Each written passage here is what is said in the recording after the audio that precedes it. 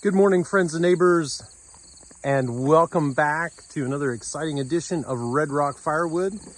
Today we are going to be finishing up, hopefully, splitting some ash.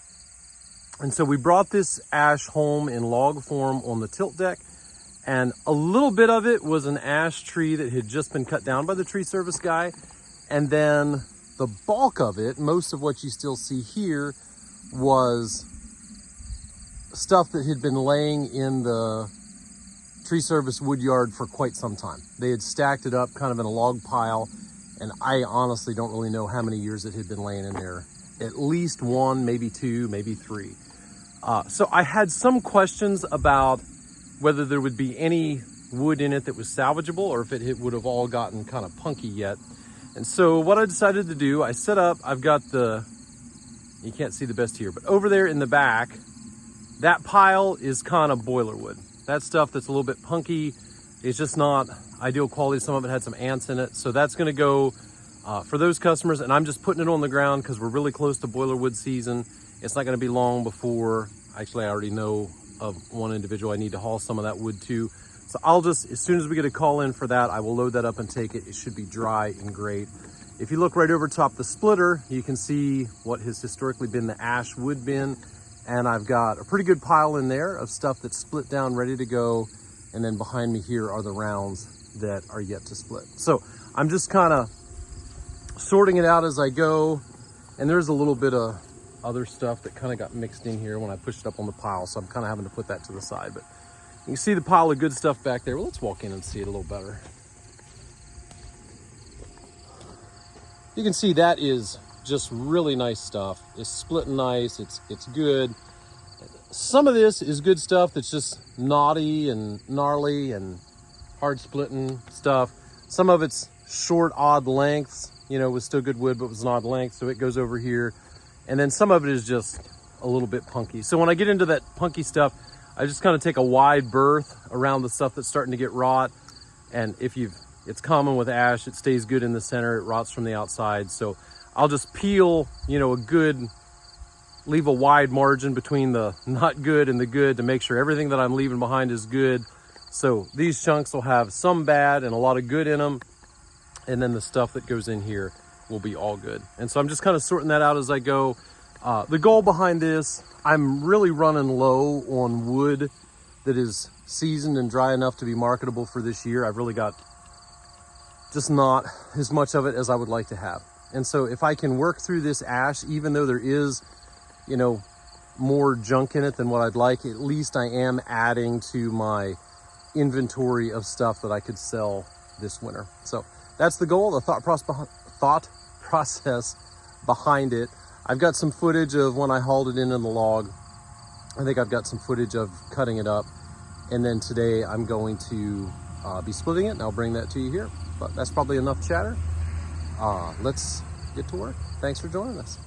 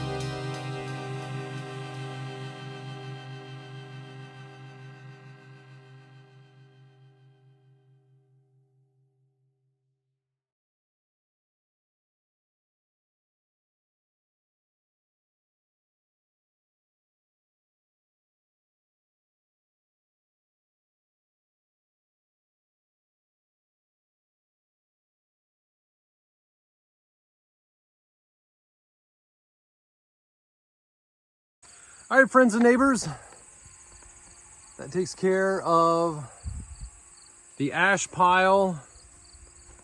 Here is the pile of boiler wood that came out of it. And over here is the good wood that came out of it. And unfortunately, I think the boiler wood pile is growing as fast or faster than the good wood, especially when you consider that maybe a quarter of that good wood was from another tree that had just recently been hauled into the local wood yard.